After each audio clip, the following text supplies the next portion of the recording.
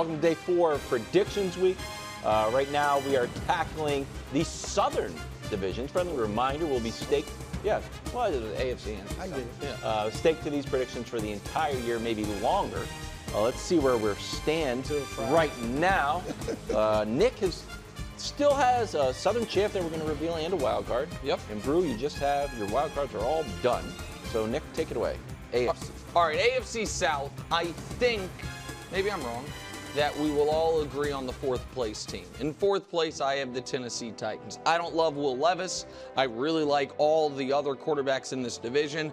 I hate that they fired Vrabel. To me, they're an easy 4th place. Sorry, good folks in Nashville. Now to number 3, and this was one of my hardest postseason admissions. The Indianapolis Colts. I love the head coach. I think he made Jalen Hurts look like a superstar for the season with him.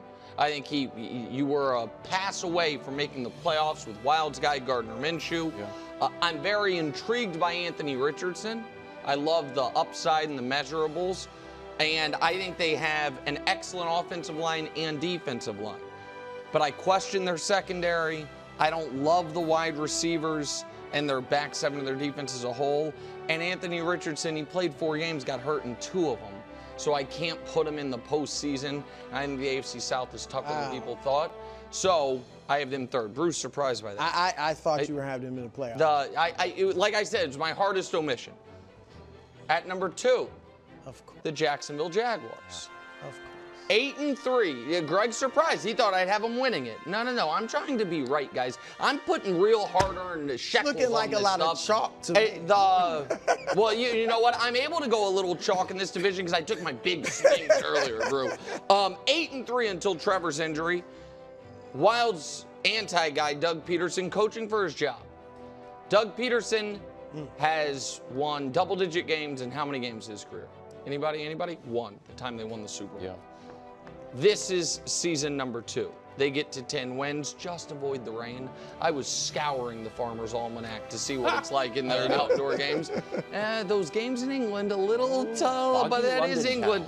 And I am interested, while I'm not a big Gabe Davis guy, I do like Brian Thomas theoretically, and so we'll see what that's like. And then at number 1 is the Texans. There is just so much to like about this team. It does seem like their only weakness is going to be running the ball and stopping the run. I'm not a big Joe Mixon guy at this point in his career, and I think their pass defense and pass offense is going to be outstanding, and their coaching is going to be outstanding. I do think that when it comes to physical running teams or them wanting to be a physical running team, they could struggle a bit, but that's, kind of minor around the edges.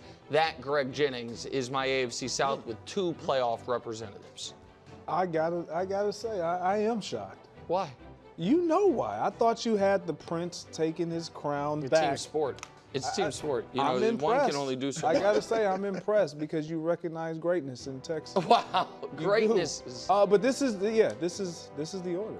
Wow. This is the order. With the exception... Oh, good twist. With the exception of number 2. I got the Colts. Wow. Absolutely. The Jags, I'm sorry, Nick. His crown has slipped off. Well, he's mid. Yeah. He's not mid. He's not mid. He's ranked 16th. He's got hurt.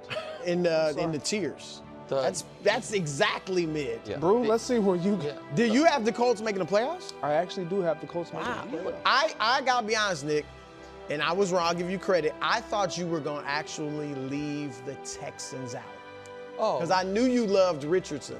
Yeah. I thought you'd have the Colts in there, and obviously the Prince you were going to pick to make the play. Even if the Colts make it, it's not because I think the Texans are going to fall out. If the Colts make it, I think that they take the Chargers. To me, it was the Colts-Chargers were the 2 teams that were fighting for the last playoff spot in my head. Well, look, we were thinking similar. Tennessee, number 4. I will give the Titans credit for they're going to be bad, I think. They're all in. Yeah. They really are all in. Look, they're trying to see if Will Levis is their guy. So they go out and get Tony Pollard. They go out and get Calvin Ridley. They go out and get Tyler Boyd. Like they really had an off season.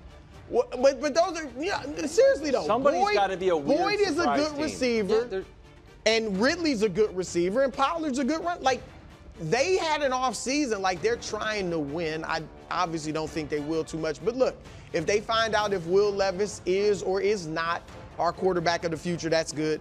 I got the Colts at 3. Oh, okay. Yeah. Richardson, like you said, my biggest thing, he couldn't finish. He had trouble finishing games last year. And Gardner Minshew, like I said, made the Pro Bowl last year for them. You got, great offensive line. Jonathan Taylor. If Richardson's healthy, he can run. So that's there. But I obviously got them 3rd. Jacksonville, 2nd, but not making the playoffs. Stan. Not making the playoffs. And look, this is a huge year for the Prince. A huge year because, look, they went out and got him. I like Gabe Davis. You know that. They already had Christian Kirk, who's pretty good, right? And Brian Thomas Jr., we both like this guy I think could be really good receiver, the rookie out of LSU. And Travis Etienne's a solid running back. So he's got weapons. It's time for him to get it done. And then, of course, Houston, the only team from this division making the playoffs.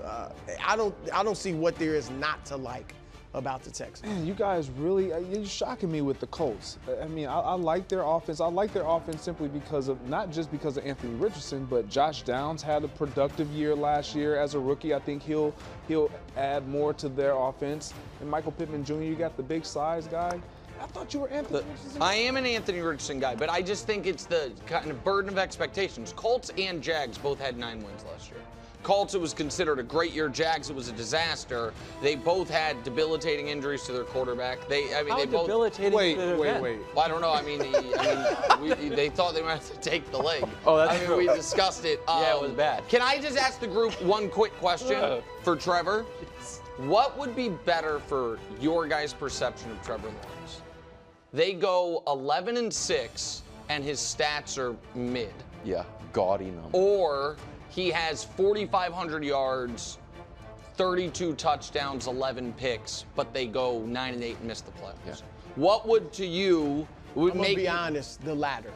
That's what I figured. The big statistical numbers. Year, yep. Because he hasn't done it. Because he hasn't had even that his yet. second year, which was good. It wasn't great. Right. That's what I. That's for me. You agree? You're a quarterback wins guy. You agree? But it's kind of Herbert-esque. That's what I meant. I just want to see it like, wow, he can really air it out. If he loses games like because the 42-35, I think that's okay. No, I think that's I know what you're going to say. No, it is. It's the latter. Unfortunately, we just want to see him not be the reason why they're losing. Well, let's relax on that. He hasn't been the reason they win enough, but he's rarely been the reason they lose. Yeah. Except for when it's rain. Show some star power. The rain has been a problem. I might just get shot down here. It feels, this one I get a little bit nervous. It feels like everybody is in on the Texans. It's hard to find one person and be like, you know what, Texans, overhyped. Everyone's all in on the Texans. And Greg, I'll just ask you to be like a debate club guy right now. If it went wrong, if they underachieved, outside of injury, what would have happened? Defensively, they thought they would get the production out of Daniil Hunter, and it doesn't show up. They got young corners, so I think they could get hurt there, but that would be it. I don't think it will be anything outside of injury. Yeah. Offensively, I think they're going to be terrific. It's defensively where the questions. But that's and the there point. are tons of questions defensively. Yeah. No, I think their run defense could be a problem. But again, most teams are not trying to pound the run. But I think, for instance, Baltimore once again would be a bad matchup for them. You know what I mean? In Baltimore. But the point that I've been making the last couple of weeks is Texans, Packers, both teams mediocre in last year's regular season, a single great playoff game, and now both teams are very trendy. Forget playoff picks, Super Bowl picks.